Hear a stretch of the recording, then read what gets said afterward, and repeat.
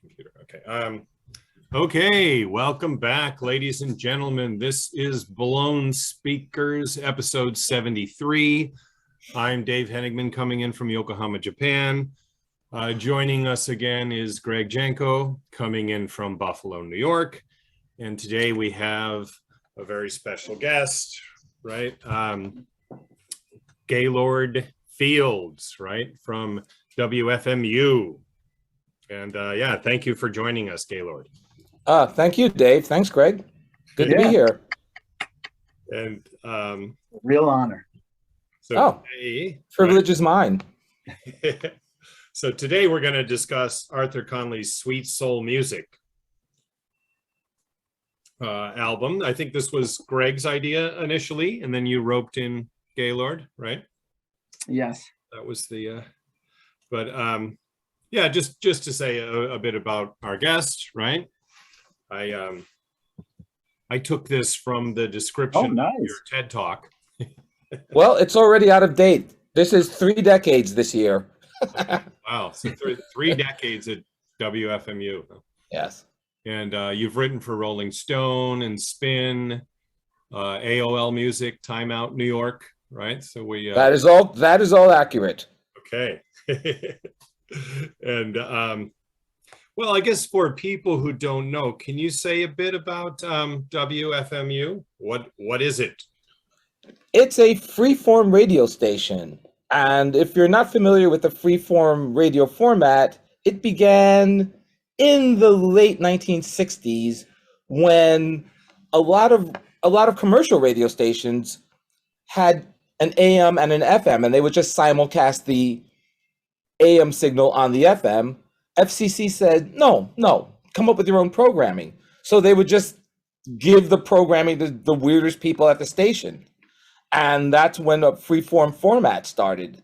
In New York City, WABC, the top 40 powerhouse, had WABC FM, and they would just play album sides. They did their own, whoever was the DJ did their own programming.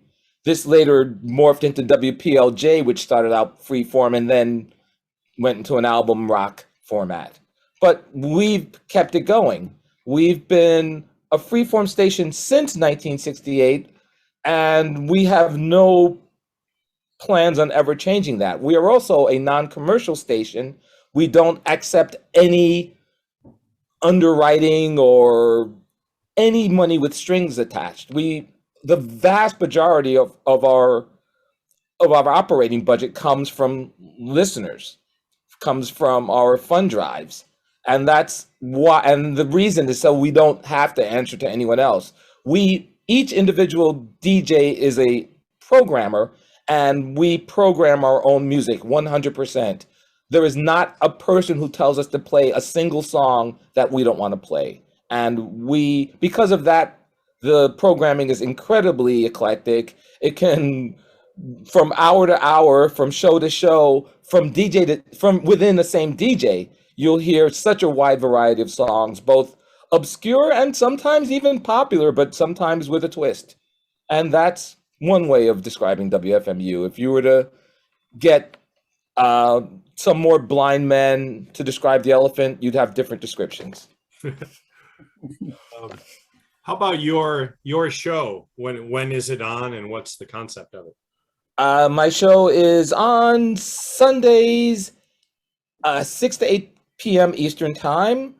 It doesn't really have a concept. I deliberately don't. It doesn't have a name other than my own, Gaylord Fields. That's so it leaves it open to my chasing whatever whim I want. There are certain sounds I like. There are certain sounds that come across week by week. I might just get into a particular kind of music for a certain time, and that might be a thing I'm into. But if you listen from week to week or year to year, the show will change. So I don't like describing it. I tend to leave that to others. Well, on that note, Greg, how would you describe Gaylord's show? Let's see. A sublime soundtrack to Sunday evenings, and it's a lot of what Gaylord plays is in my wheelhouse, but often there are new sounds, new discoveries, and Gaylord, as we talked a bit about before, you like to confound expectations. So there's always something new, and there's twists and turns. So it's adventurous, but I'd say for me, always engaging, always listenable. Yes. Now, I will say this. There are two shows a year that are very predictable. And they're not just predictable in genre, but when I play them. And it does tie into why we're here today. Twice a year on the winter and summer solstices, I play nothing but soul music. So, and I call them the winter solstice. And coming up in a couple of weeks from the recording date, at least, it'll be the summer solstice. See, there's a little pun there. And it's just me playing the soul music I loved growing up as a kid that I heard in my house. That was one of the big things, is that soul music was part of was what was played in my house, among other music, but soul was probably the biggest one. My parents loved soul music, and I listened to the soul radio of New York City, which is where I'm from. And that's why I feel slightly qualified to be here in this particular program. Excellent. And we're glad somebody's qualified to be here. Oh, because Dave and I certainly aren't. Well, you guys picked this record, so. Okay, so the track list of Sweet Soul Music begins with the title track, Sweet Soul Music, written by Arthur Conley and Otis Redding. Ish. But we'll get to that, won't we? and even before we have on side A, we have Sweet Soul Music, then Take Me Just As I Am, Who's Foolin' Who, There's a Place for Us, I Can't Stop, No, No, No, which concludes side A. Side B, Wholesale Love, I'm a Lonely Stranger, Then I'm Gonna Forget About You, then Let Nothing Separate Us, and side B concludes with Where You Lead Me. Well, the album starts with Sweet Soul Music, the title track, and that's where it all begins for me, and I think thousands of other listeners as well. This song, and I'm going to try and quote one of your FMU colleagues, Gaylord. Joe McCasco on a show this year was playing the Contour song, Do You Love Me? And he said, whenever I hear it, I always love it, no matter how many movies they put it in. I don't know if Sweet Soul Music has been in any movies. I can't think of any off the top of my head, probably. But anyways, and to quote another one of your colleagues, Michael Shutt, it's just a #1 hit. Whenever I hear it, I love it. And I remember pretty clearly hearing it in high school for the first time. I was with my friend Jim Stevens, and his dad was driving us to a summer job. We were going to caddy at a country club in the suburbs of Buffalo, and it was on the oldies station. And, I just loved it. And for the longest time, I thought it was a James Brown song. And then as I listened more to the lyrics, and, he refers to James Brown as the king of them all, I'm like, yeah, it's a James Brown song. But at some point, I learned that it was Arthur Conley. And I just love the song. And yeah. And maybe everyone, I mentioned, well, do you guys want to weigh in? I have questions about it, but yeah. Yeah. Well, I mean, my experience with it is simple. It came out in 1967, which would have made me about 6 or 7 when it came out. It was all over radio at that time, both soul radio and pop radio. It was a huge pop hit. I think it might not have literally been a #1 hit. I think it was #2, but it was ubiquitous at the time, and rightfully so, for reasons that anyone who's heard the song would understand. But what's your question, Dave? Well, okay, so was it originally released as a single, or because when you look at his discography, it seems to be just a long list of singles. Like in 1967, was it released as an album, or? It was a single first, and then when that became a huge hit, they put together an album around it to coast on the success, on the wild million-selling success of Sweet Soul Music. So yeah, the single, it wasn't an album that they took the single from. It was a single that they built an album around. Okay. And yeah, I'm sure we'll get to it at some point, so might as well now. So what's the relationship between Arthur Conley and Otis Redding? From let's see, my research, and I was just listening to that Ed Ward piece he did for Fresh Air. He referred to Arthur Conley as Otis Redding's protege. Someone, let's see, Arthur Conley, one of his first bands, the Corvettes, was managed by Harold Holt's band, and the manager of that band gave a demo of I think "Where You Lead Me," Arthur Conley singing "Where You Lead Me" to Otis Redding, and he really liked it, and he was looking for new singers for his label, his Jodis, and then I think he wanted, there was he wanted to actually, what it said then that he wanted to do, or they recorded a couple songs at Stax, and then the manager of the Corvettes didn't like that, and threatened legal action, and then Otis Redding decided he would try and manage Arthur Conley himself.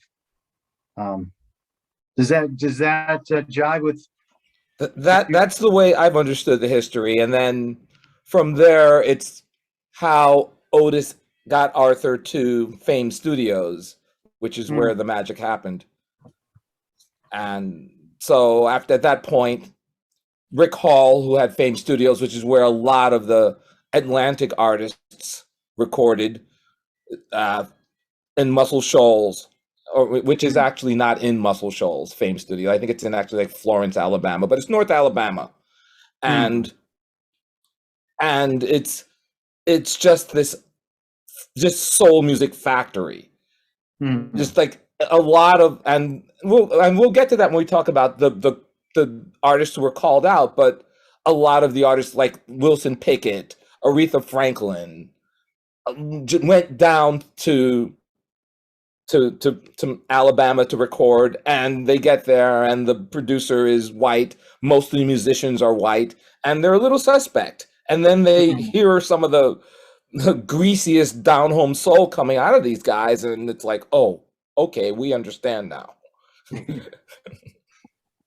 Yeah.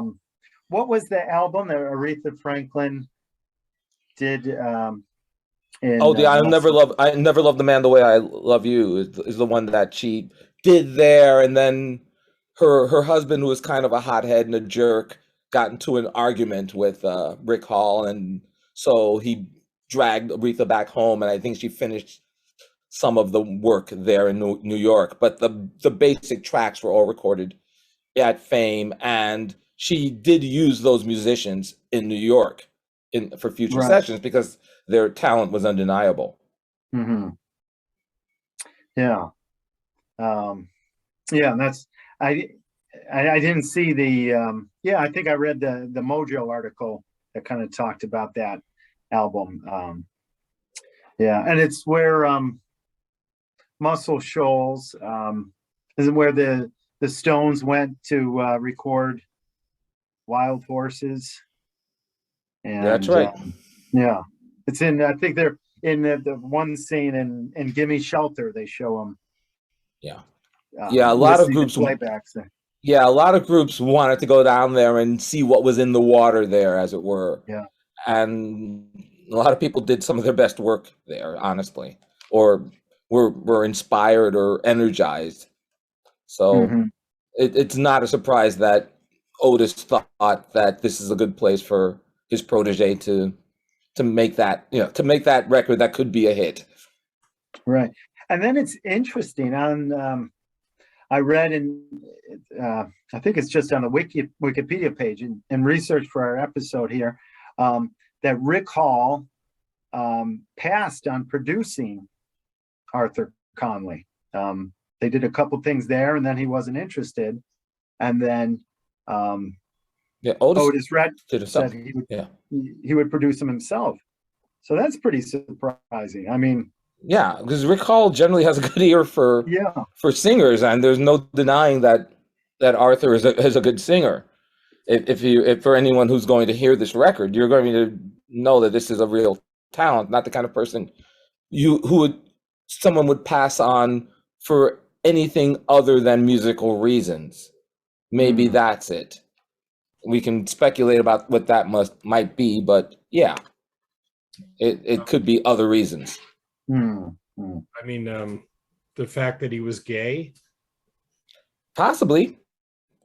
It's because one of the interesting things about a lot of the soul singers, I mean, but we're talking about soul singers specifically, is a lot of them were gay and not exactly closeted about it. And it was for considering the times and the place, there was a decent amount of acceptance. It's like, oh, this is a talented singer. He's really good. The audience doesn't need to know. And sometimes in the case of someone more flamboyant, like a Little Richard, it's part of the gimmick. It's sort of a Liberace thing, where the sort of campiness and the flamboyance is part of the act. But if you're a more straight singer, no pun intended, like Arthur Conley, then maybe it is the kind of thing you would keep on the down low. But yeah, that might have been a factor, or maybe it might have been that Arthur was just not comfortable there. It might not even have been like straight up homophobia, other than that I just don't feel right revealing who I am, and maybe I really can't get in the pocket with these people in this place. So it's sometimes it's a more complex thing.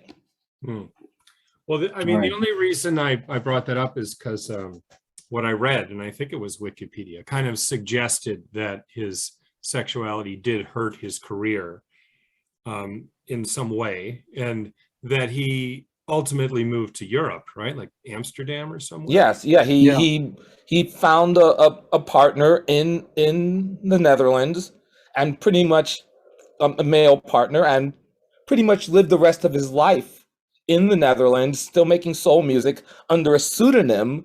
But the funny thing about and he made some pretty decent records under the name. He used the name Lee Roberts, which was his middle name plus his mother's maiden name.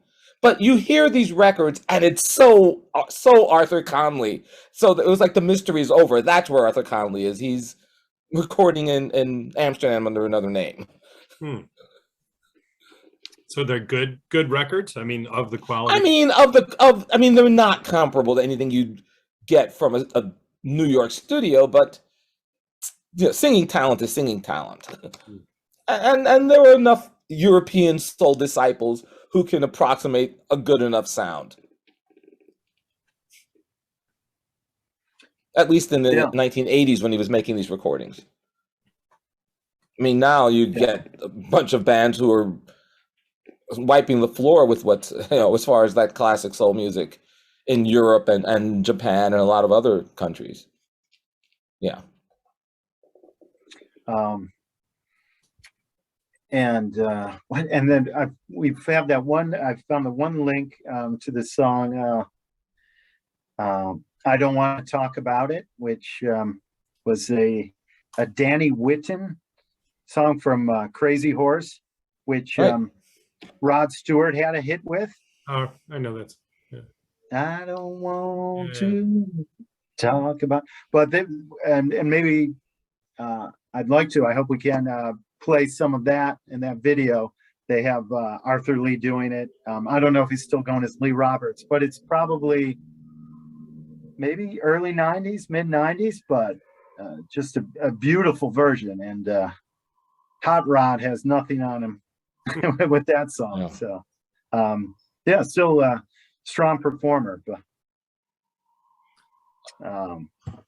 Now, so, so yeah. Sweet Soul Music is very early in his career. Is this like he's still very young at this point? Yeah, I don't. Does anyone have his actual age? When was he born? I know he died relatively young. How old was he when he made Sweet Soul Music? Okay, so he's born in let's see. 46. Yeah, so he's County, Georgia. yeah, and he grew up in Atlanta. So yeah, he's 20 or 21. So that's pretty young. Mm.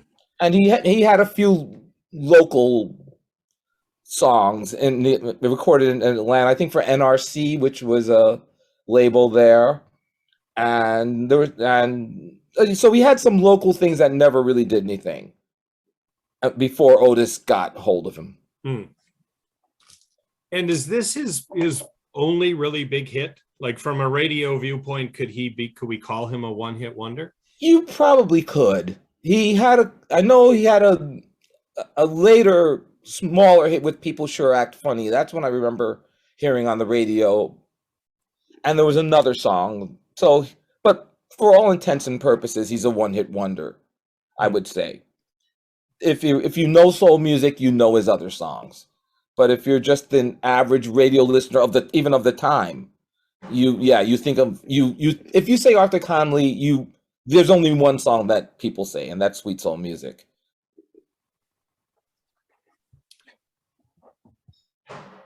Do you want to play the track, Greg, or what? Sure. Sure. All right. Let me. Okay. Okay. So moving toward playing the actual track, first you wanted to play Sam Cooke, "Yeah Man." So why "Yeah Man"? Go ahead, Gaylord. Well, okay. Well, remember when you were giving the credit for Sweet Soul Music as Otis Redding and Arthur Conley, and I went ish? Yeah. It's because let's just say they appropriated a Sam Cooke song called "Yeah Man." It's literally the same song. The only difference is that in the Arthur Conley version, there are the shout outs to all the male soul singers. Sam Cooke, I think he's just making up the words in the studio. It's a great riff. It's not much of a song. It's just a vamp. It's about like a 2.5 minute vamp. It's a great germ of an idea, but without this song, Sweet Soul Music absolutely would not exist. And listen for the one difference. It doesn't have the sort of Magnificent Seven Marlboro country horns in it. Yeah. And that's about the only difference. Okay, let's give it a spin.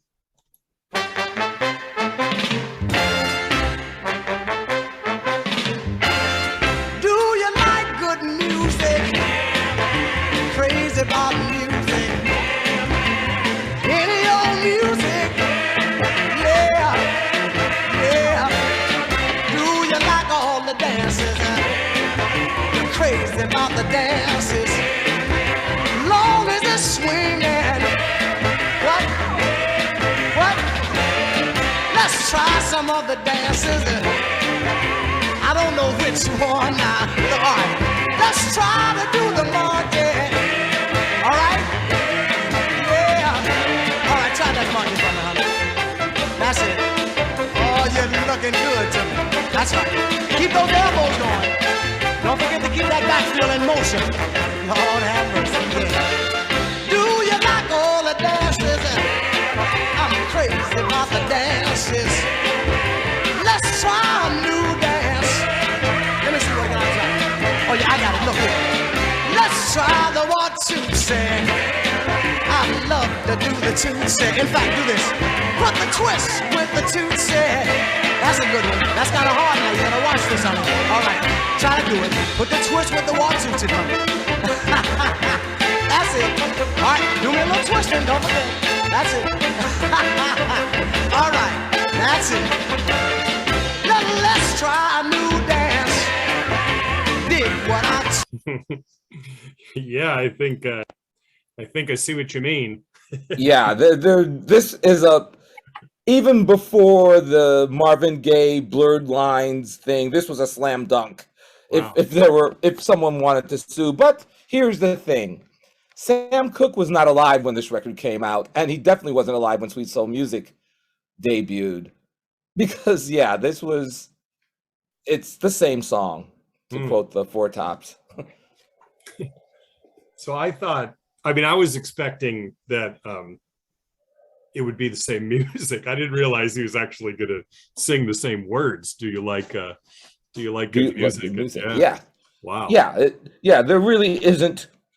Yeah, well, they did have to put Sam Cooke's name on the record eventually. I think any future releases all say Redding, Conley, Cooke. I think that was the settlement they came up with. Interesting. Yeah, I'd never heard that. Now, what's really interesting to me is, and I think is that there's a little horn bit there that they did that is in the Sweet Soul Music, that ba ba ba ba ba ba ba ba ba ba ba ba ba ba ba ba ba, which is a quote in the Arthur Conley of Otis Redding's sad song "Fa Fa Fa Fa Fa Fa Fa Fa Fa." So interesting that this record has another thing that Otis used for another record. So that whole ba ba ba ba ba ba ba ba ba is in the Arthur Conley record a quote of Otis's "Fa Fa Fa Fa Fa Fa Fa Fa Fa." So Otis Redding, steal from the best was his motto, clearly. Was it the culture at the time, I guess, just to borrow freely from each other, or? Yeah, to a large degree. It's not the first time that Otis has borrowed a song.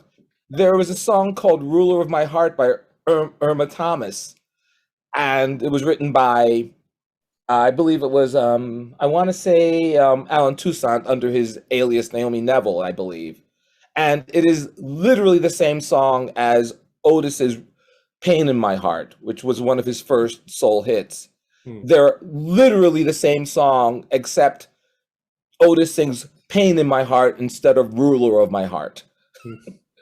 And the name on the Volt label was Redding and not Neville. So clearly Otis got inspiration from wherever he wanted and took as much inspiration. Yeah, I think for him, recognizing a great song is the same as writing a great song. The big O. Yes. I think people were intimidated to say anything, maybe. Yeah. I think with Sam Cooke, I believe his manager was Alan Klein at the time, so he would say something. Yeah. I think posthumously, especially when Sam wasn't around to say, "Oh no, just let him have the song." Yeah, Alan Klein's going to go, "Yeah, I want a piece of that song that is a ripoff of my dead artist." Yeah. One thing though, I got to, as we listen to the Arthur Conley, Otis Redding production and their version of the Sam Cooke song, it has the kind of those real spiky horns at the beginning, but also the music, and I think this is down to the Swampers and the musicians at Fame Studios. It's a little more rockin' with the guitar they put behind Arthur Conley. I think it gives it just a bit more jump. Yeah, I think the Sam What do you Cooke think? Is that version. fair? Yeah, the Sam Cooke version just has this kind of it's more of a shuffly thing instead of a real driving song. Yeah. And I think that's what transforms the song, as well as that horn quote of the Magnificent Seven. Yeah. It just fits the song so perfectly, and it also makes people listen because I know that, and by the time they realize, that's from that Marlboro cigarette commercial, they go right into the "Do you like good music" hook. So yeah, again, steal from the best. Elmer Bernstein, I think, was the writer of the Magnificent Seven theme. Yeah. Now you mentioned, Gaylord, the Marlboro. It was on a Marlboro ad with a Marlboro man, this cowboy, and they licensed the Magnificent Seven theme. And really? Yeah, back in the 60s when you could advertise cigarettes, the Marlboro, there was actually an album, I own it, called Come to Marlboro Country, and it's essentially just different versions of that Magnificent Seven theme done in different styles. There's a bossa nova version with that So it's a really well-known bit of music. Mm-hmm. And why not? It's one hell of a hook. Yeah. So a lot of people at the time, if they didn't know it from Magnificent Seven, they knew it from the cigarette ads. Hmm. I'd like to see if we can find that cigarette ad. Oh yeah. Just a second. Those were the days. Okay, this is a Marlboro commercial from 1968. Marlboro country is everywhere, anywhere in the land, from east to west, north to south, from the lakes to the Rio Grande.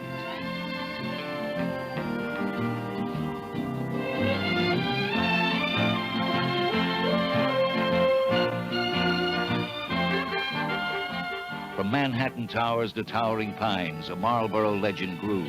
Till today, it's the brand that won the West and the rest of the country, too. Come to where the flavor is. Come to Marlboro country. Yeah, it's an interesting connection. Yeah, so they must have licensed the song for the Marlboro ad because people would know it. And I'm sure that having the sweet soul music just reinforced the Marlboro ad too. So it could have been a nice little one hand washes the others. They listen to soul music, they smoke cigarettes, which makes them want to listen to soul music.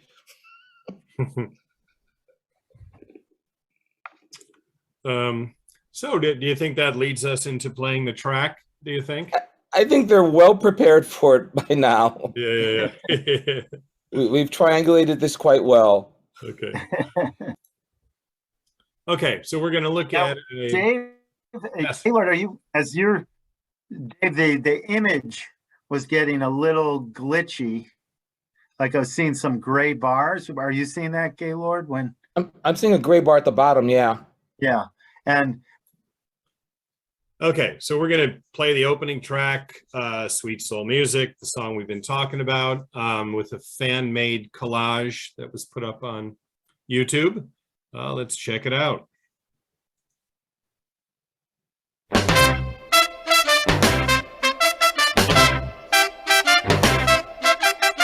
Do you like good music?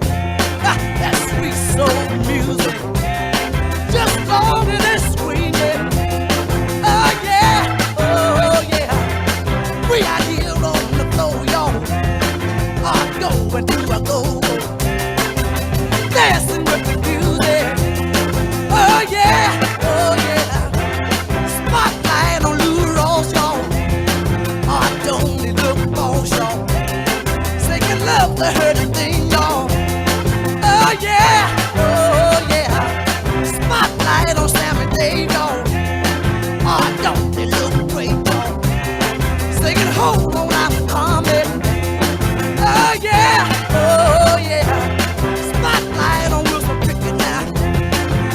wicked,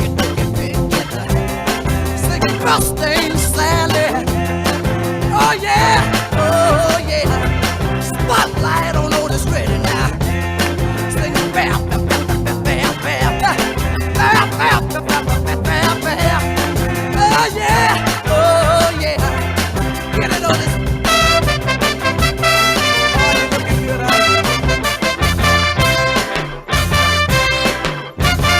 Spotlight on Jane Brown, y'all. He's the king of them all, y'all. He's the king of them all, y'all.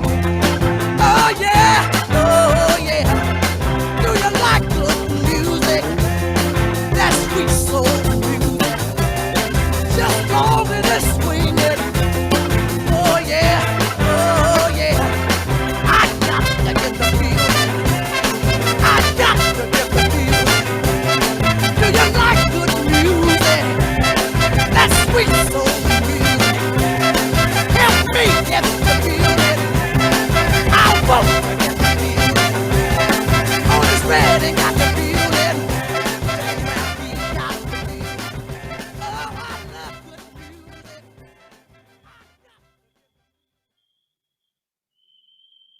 Oh, that is Cook. Yeah, see, that got the credit straightened out.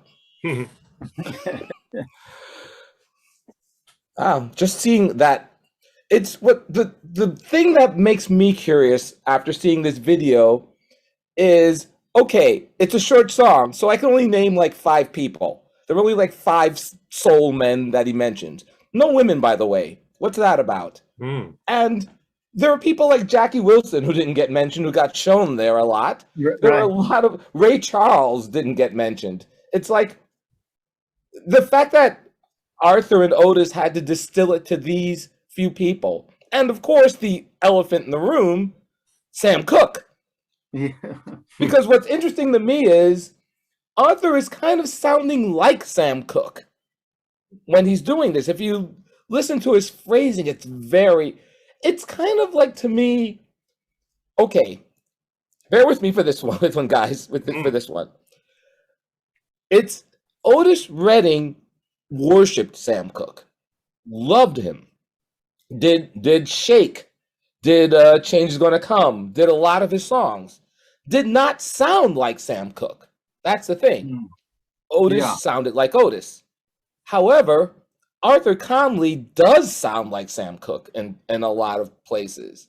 So maybe it was this idea that he's going to channel my wishing I could sing like Sam Cooke by doing this Sam Cooke rewrite.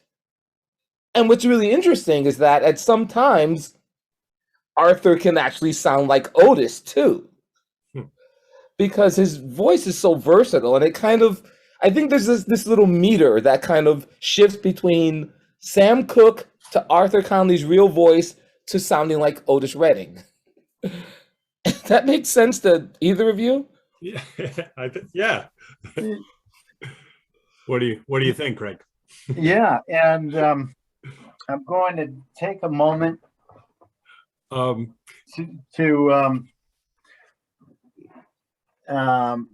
pick up the copy I have of Arthur Conley's Sweet Soul Music, and I think that prominence, that admiration that Otis Redding has for Sam Cooke comes through as they don't mention him in the song. He mentions Otis Redding did the liner notes on the back of the album.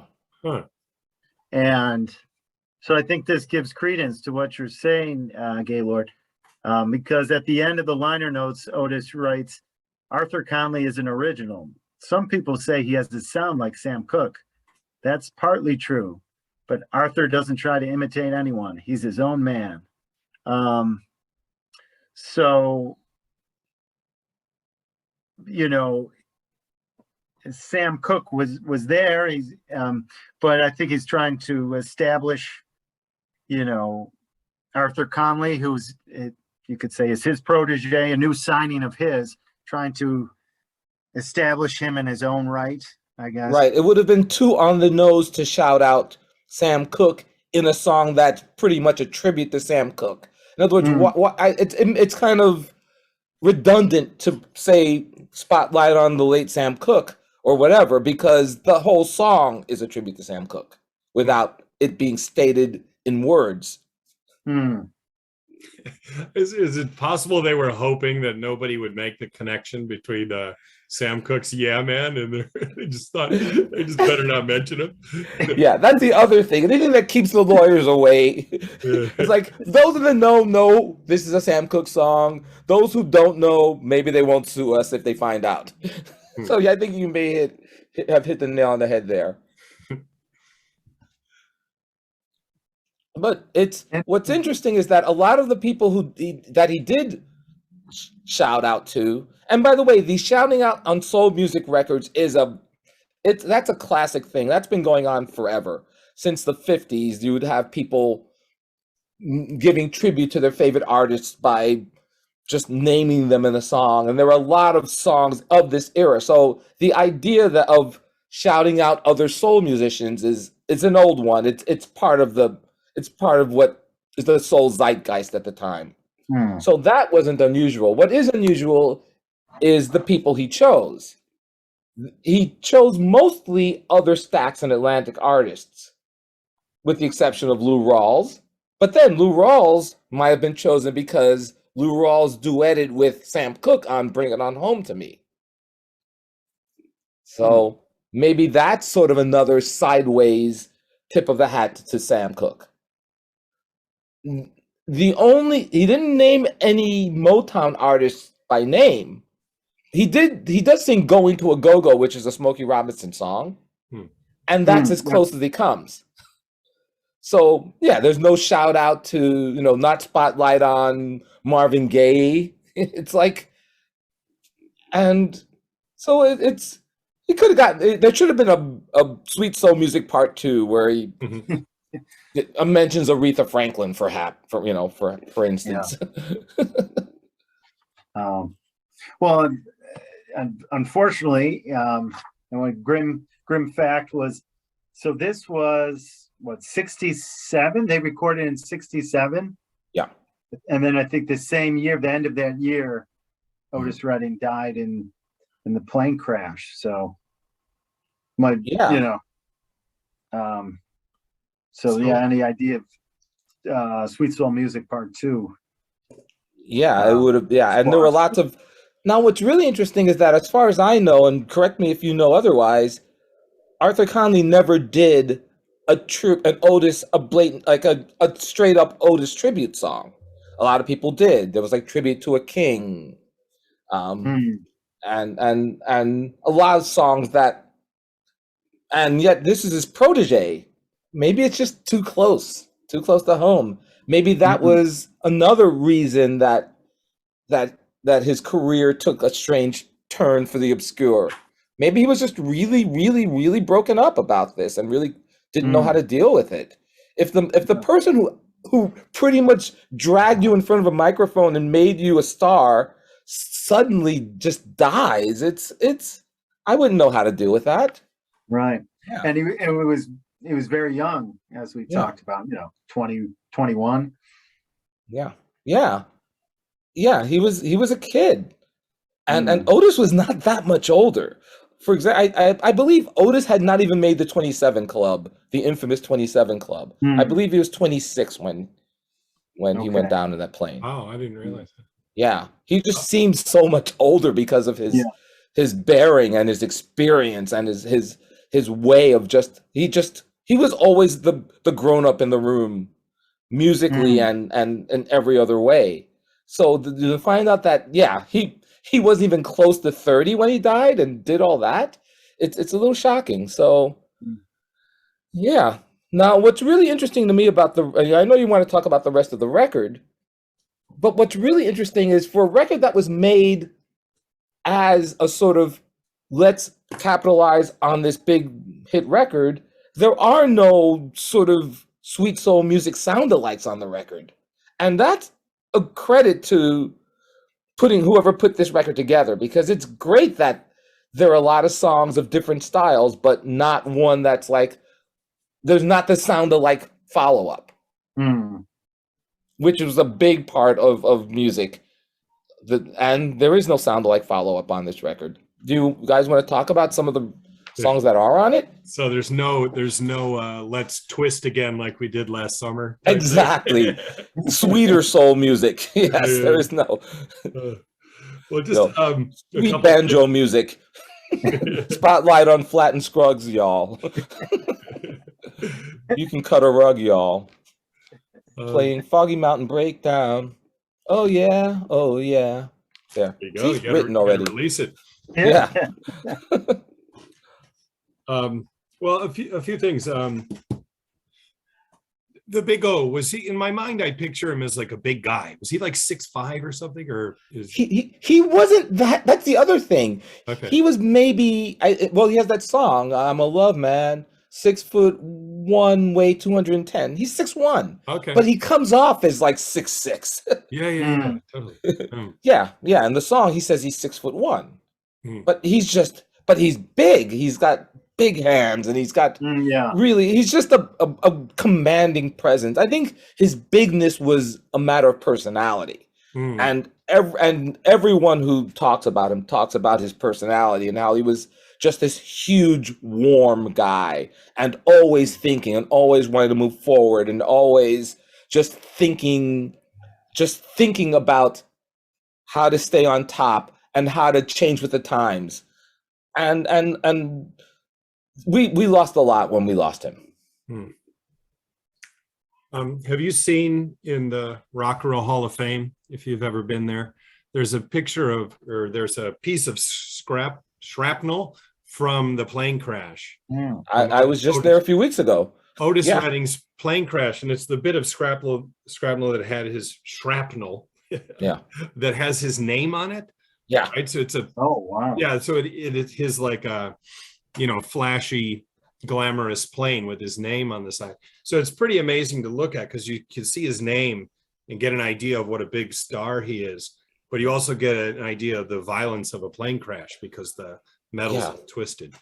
Yeah, it's just the idea that his fame was his literal downfall. It's there in a metaphor.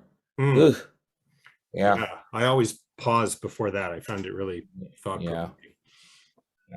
Did you saw that when you were there a couple weeks ago? Yeah, I was just there a few weeks ago.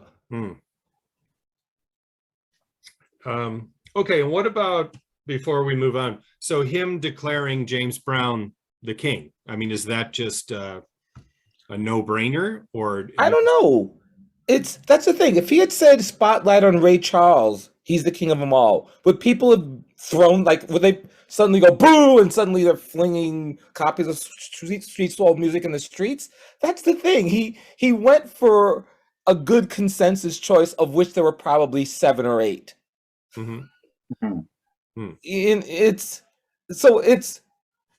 other words, no one's going to say no. Everyone's going to say yeah. And I think that was a smart move. But like I said, there are a few other names you could have said there, and no one would have been waiting for you outside the club to beat you up and show their true opinion of who the real king of soul music is. I mean, does anyone else feel like that's, like I said, it's not controversial to say James Brown, but it wouldn't be controversial to say somebody else either.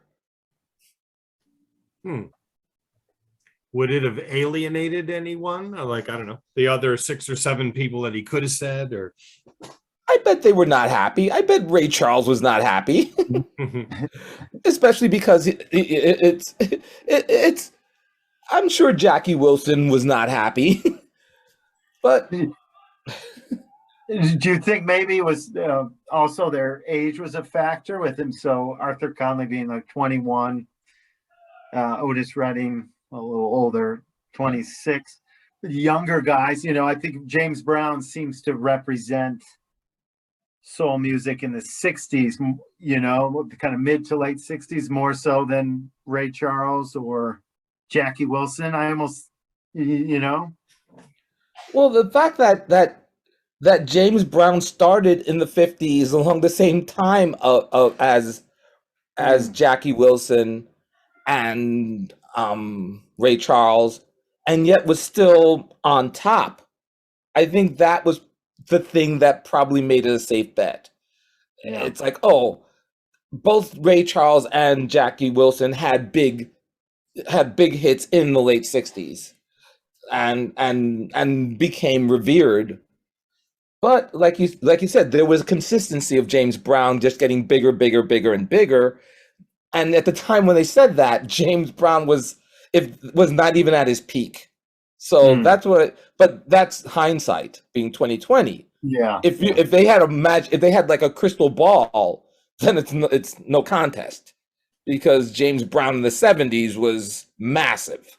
Yeah. So yeah, but it's I think at that time he might have been a first among equals, or you could have a 1 and the 3-4 other guys could have been a 1A. Yeah. Could we do you know I was wondering if we could watch a bit of the video again. And Gaylord, I was hoping, or Dave, one band after they show the Temptations, there's one band they show, and the singer's really in the forefront. Oh yes, and he's got his mic up, and I don't know who that is. It went by really fast. I remember there was like one singer really up front on the right of the screen, and it was like a midpoint of the song, and then there was like a back line of singers, all men, and I would like to see it again. Okay, just a moment. Okay, so this is the image Greg was talking about, and Gaylord immediately identified it. This is the Four Tops, right? Oh yes, yep. That's Levi Stubbs there. The second to the left is Abdul Duke Fakir. He's still alive. The other two have passed on. Owen Benson and Lawrence Payton. But yes, that is the Four Tops, absolutely. And I think Duke is still with the Four Tops. By the way, the strange thing about them is that they were the band that there was only one way you left the Four Tops, and that was you died. They were together since the 1950s, and the only personnel changes were people in the band dying. They were one of the most consistent groups ever. So they still exist. Yeah, they have new members, but one of the only original living person is still in the band. They still have an original person. Wow. So he must be probably the Duke, mid-70s, maybe? Yeah, probably close to 80. Wow. Yeah. Okay, so we're going to watch a Peter, Paul, and Mary clip. And yes, how does this relate to sweet soul music? Well, I think in both songs, they mention other singers, other artists, and through the course of the song, they imitate their vocal stylings, of the singers they mention. The vocal style, the style of the music. It's really kind of more of a gimmick with Peter, Paul, and Mary, more of the kind of the structure of the song. But it's still something they both do.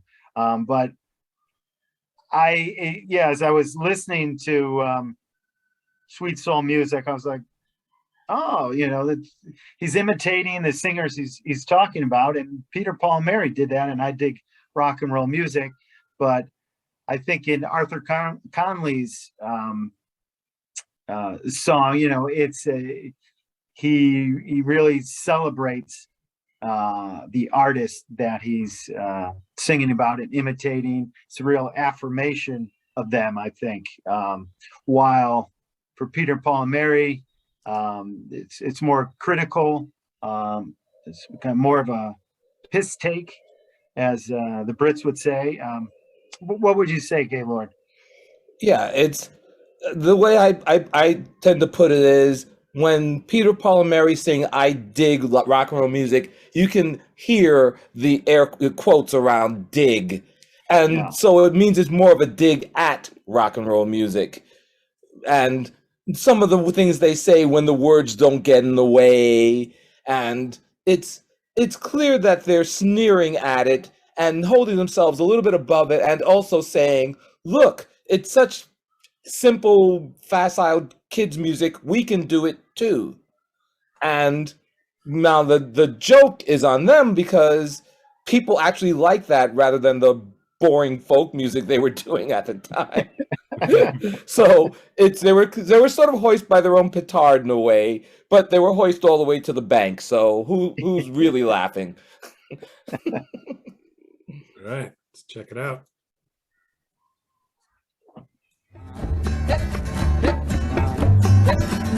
I dig rock and roll music and I love to get the chance to play and sing it. I figure it's about the happiest sound going down today. The message may not move me or mean a great deal to me, but hey, it feels so groovy to say. The mamas and the papas at the Trip Sunset Strip in L.A. And they got a good thing going when the words don't get in the way. And when they're really wailing, Michelle and Cass are sailing. Hey, they really nail me to the wall.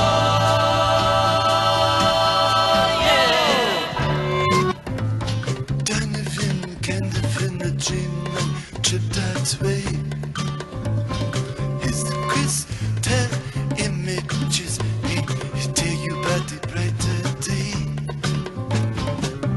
And when the Beatles tell you they've got they would love to sell you, and they mean exactly what they say. I dig rock and roll music, I could really get it on in that scene. I think I could say something if you know what I mean. But if I really say it, the radio won't play it unless I lay it between the lines.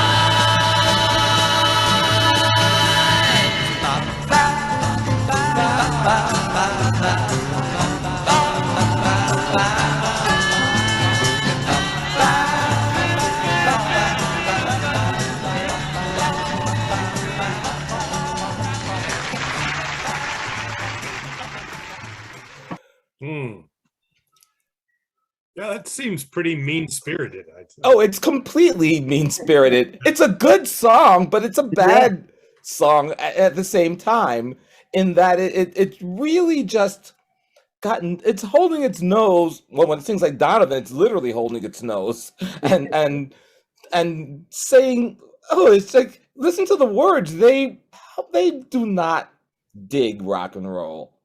They were angry at rock and roll for keeping folk music like Peter, Paul, and Mary off the charts. But it's a pretty catchy song. As far as if you think like rappers invented diss tracks, you're wrong. PPM. Yes, PPS. PPM were OG when it comes to diss tracks. And I love agree that. with you that. Go ahead, Greg. I love the backwards guitar right before they start singing about Donovan, and it's like, there's a funny video. They had Credence. It's Credence in their CCR and the Animals, but it provided them with probably their catchiest song, and So that was a big hit. That song? It was a big hit. Yes. Oh, really? Because as they said, if they really say it, the radio won't play it unless they lay it between the lines. And they did lay it between the lines. They made it a song that sounds like a tribute, but was really a slam. It's all there in the song. Conspiracy, sheeple. And I certainly agree with you that he uses the word dig in a very loaded way. I mean, Yes. I dig. Like, Dig. Yeah. It was, But once sorry, go ahead.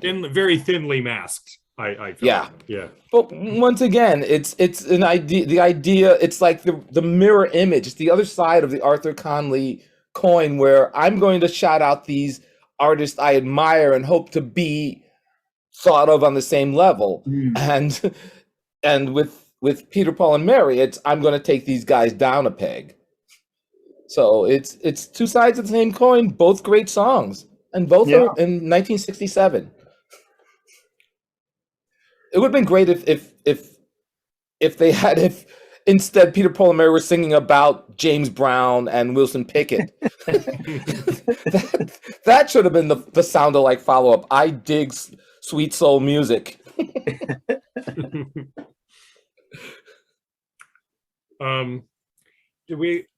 So other tracks on the album, right? So the opening track, the title track, Sweet Soul Music, is most famous song. How do you guys feel about other tracks from this album? Well, first thing you'll notice is that the majority of tracks were written by Arthur Conley or Otis Redding, or Arthur Conley and Otis Redding.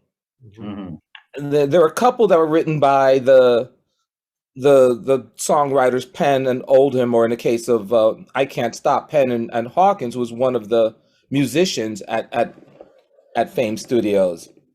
And now, can I interrupt for 1 second? Is Roger Hawkins, do you know, is any relation to Ronnie Hawkins from? No, he is not related to Ronnie Hawkins or Dale Hawkins, who are related to each other.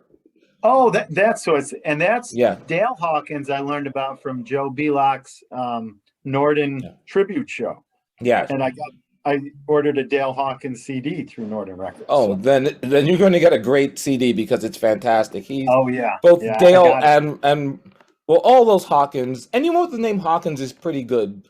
Dale, Roger, Ronnie, Screamin' Jay. You see Hawkins on a record, just buy it. Hawkshaw Hawkins. It's just like you see Hawkins in the credit. That's my guarantee. It's going to be good. People named Hawkins make good records. Good advice. Yeah. So I'm sorry, I interrupted. Though. Yeah. But what's interesting about the two Dan Penn written songs is the first one is Take Me Just As I Am, and it's this classic slow soul ballad of the sort of soul gospel style. And it's gorgeous. It's a song that you could hear any of the artists that Arthur Conley shouts out singing. You could possibly hear someone like Wilson Pickett doing it, or maybe someone like Percy Sledge, who also recorded at Fame Studios and was from Alabama. I could hear that as like a Percy Sledge song. And then the second of the fifth song, I Can't Stop, No, No, No, is a straight up Sam and Dave song. It might have even been written for Sam and Dave.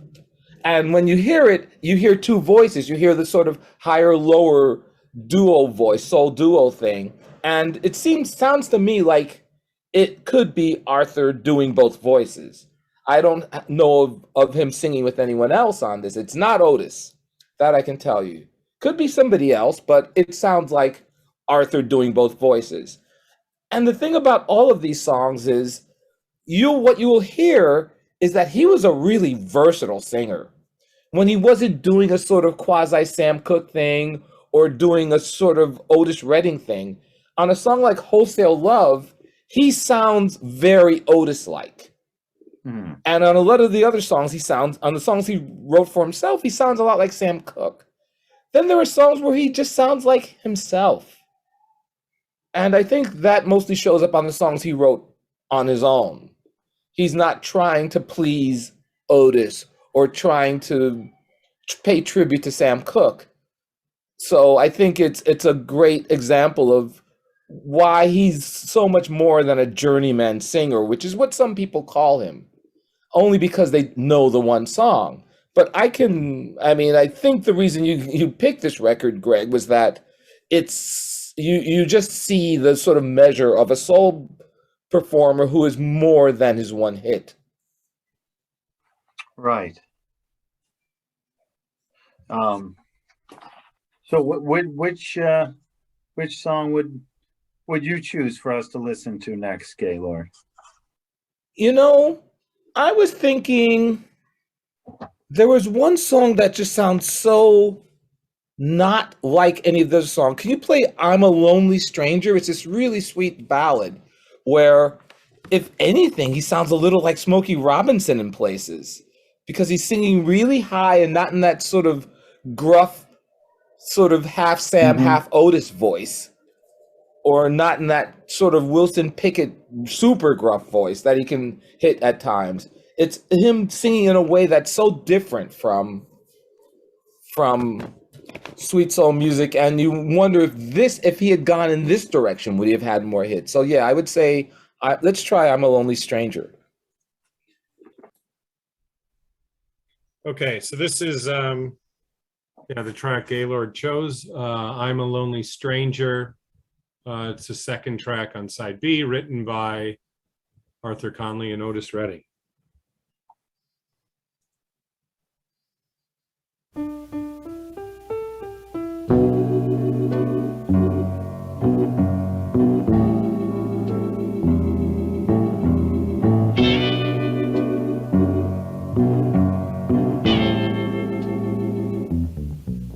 I'm a stranger,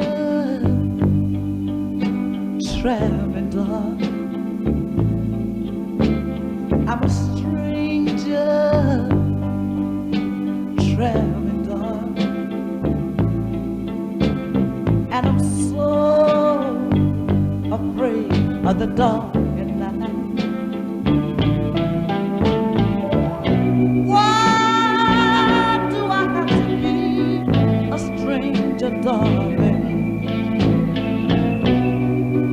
You made me a stranger, darling. And I'm so afraid of the dark at night.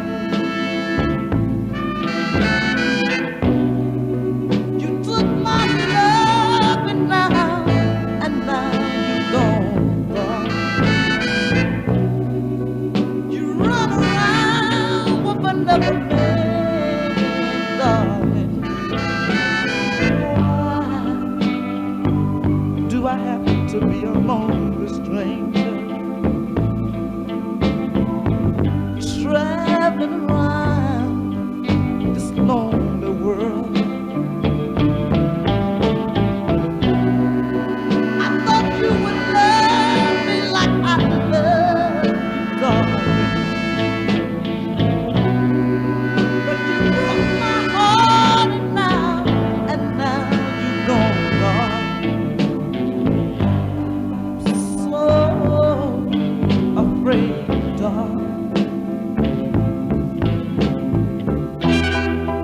I'm so afraid, oh darling. But just remember, darling, oh my darling, you're gonna be begging me one day. You're gonna fall down on your knees again. You're gonna cry, and I'm gonna walk away and leave me standing. Oh yes I am. Just remember that I used to love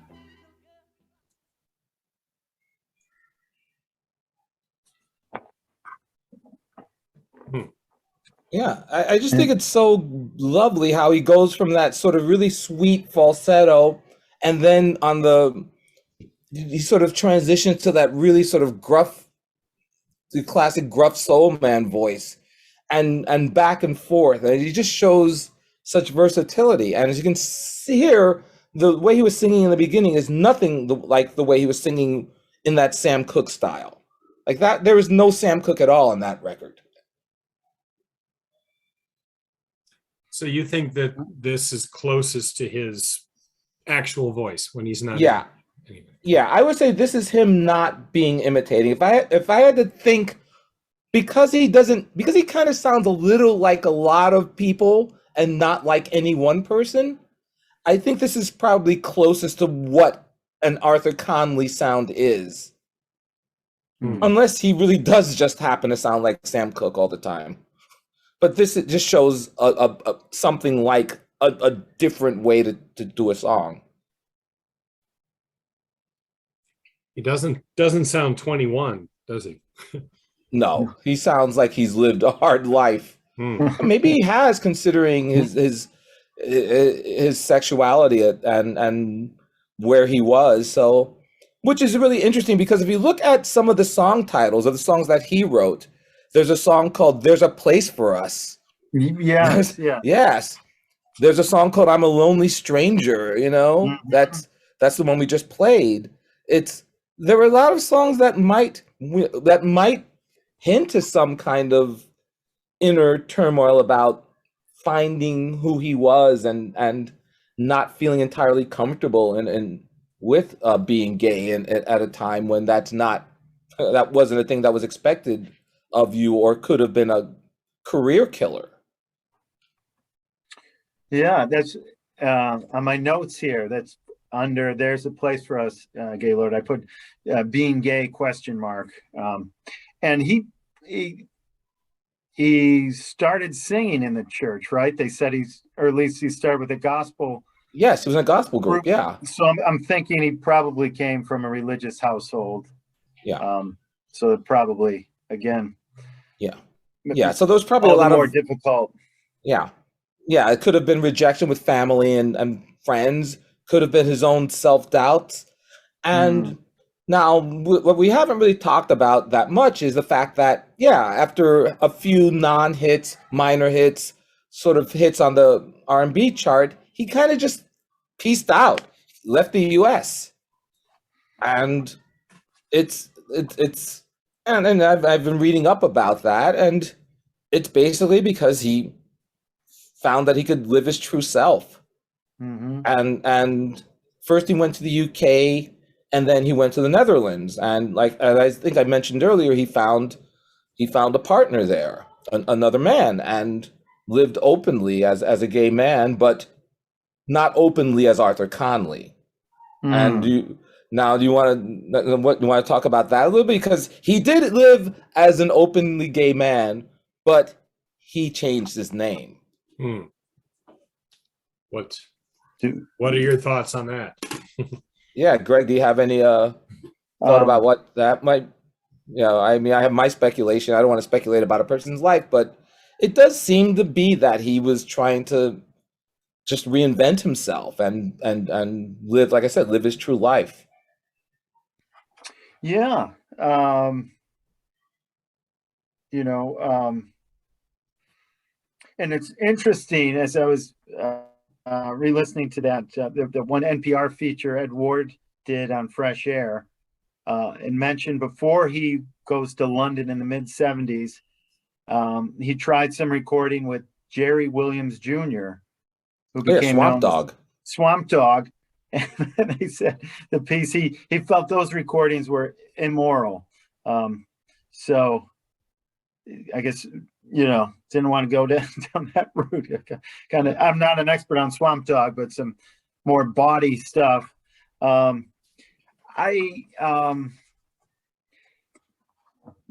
think certainly from what we've talked about, that he felt more open, and he found a partner there. I think there's also something about living abroad, and Dave and I, we met when we were in Japan. There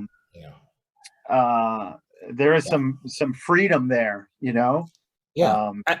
and there's a tradition of US soul singers relocating to the UK, like Edwin Starr, who famously had 25 Miles and War. He moved to the UK and lived there the rest of his life. would occasionally come back for shows and the like. But a lot of soul singers moved there. Some moved to Paris. A lot of jazz, right? Jazz Yes. guys moved to Paris. Yeah, a lot of jazz guys.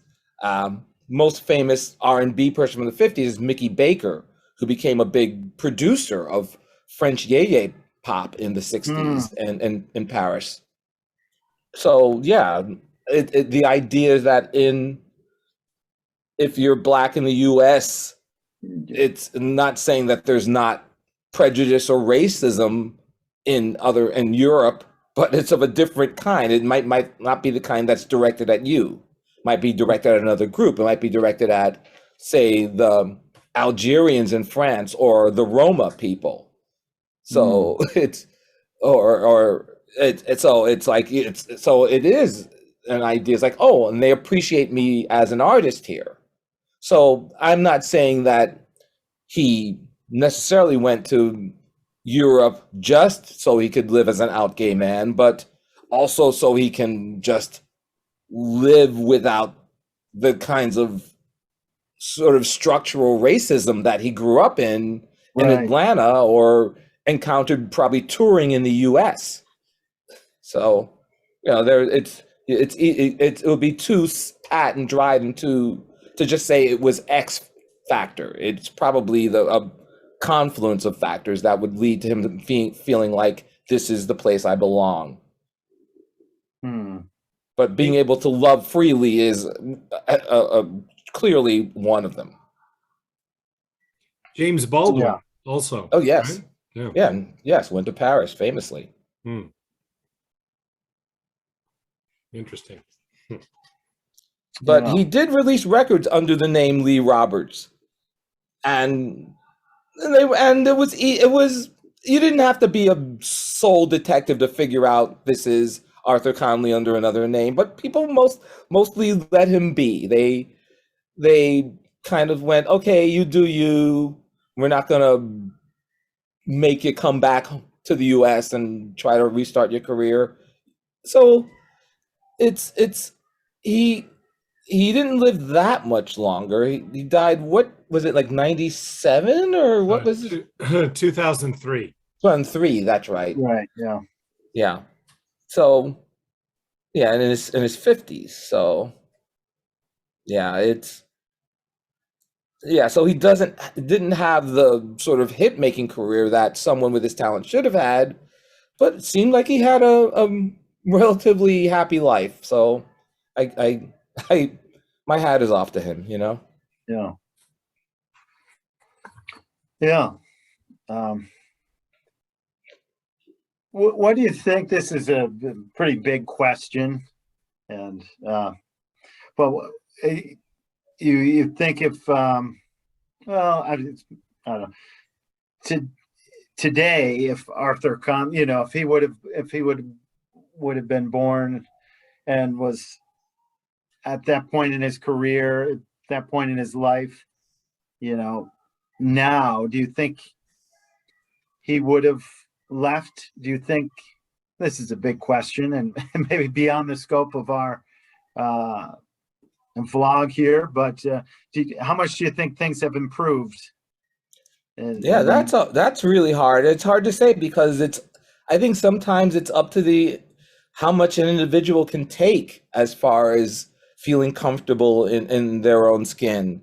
I think it's hard to speculate on any individual because we're all complex people. Some people come from supportive families. Some people come from families that they're cast out of, and you don't know which people are going to find their way or find their community or find their love and acceptance and appreciation for as artists, no matter who they are or who they love or how they vote or what have you.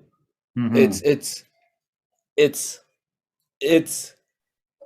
think the best way to put it is there are more paths to success if you are an othered person, but I don't think it's the same easy path that some people of more privilege have. I guess that's the best way I can answer a question like that in a broader way that doesn't specifically speculate about an individual.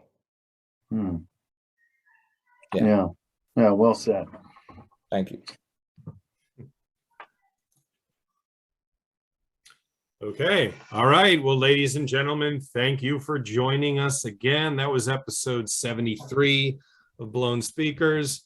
Greg, thank you for setting up this episode.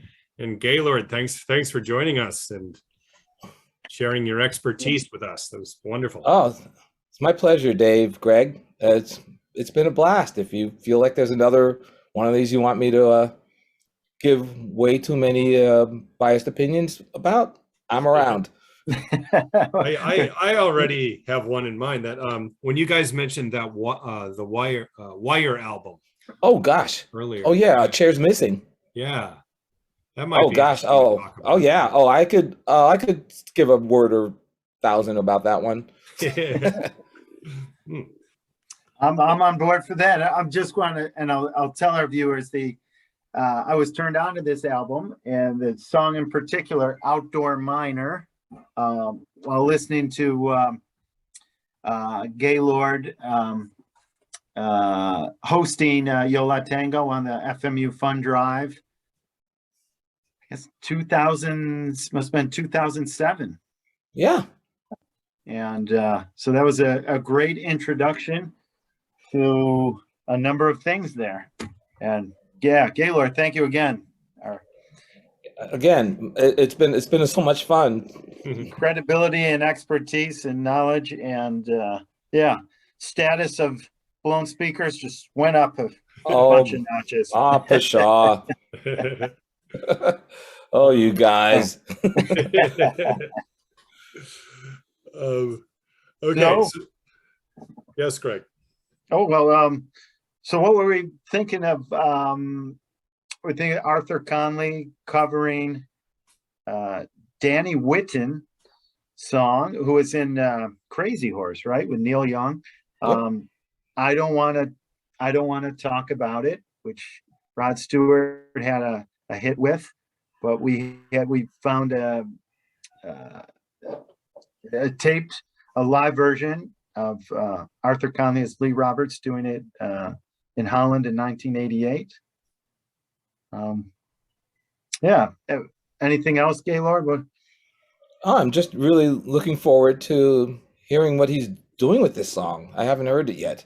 Yeah. Hot Rod's got nothing on Arthur Conley. All right.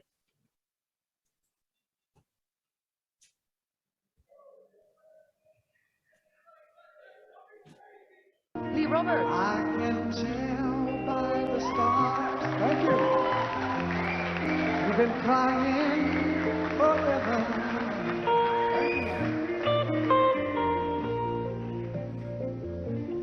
And the stars in the sky, they don't mean nothing to you. They're a mirror. Oh, babe. I don't wanna talk about it, how you broke me so hard. If I stay here just a little bit longer, if I stay here, won't you listen to my heart?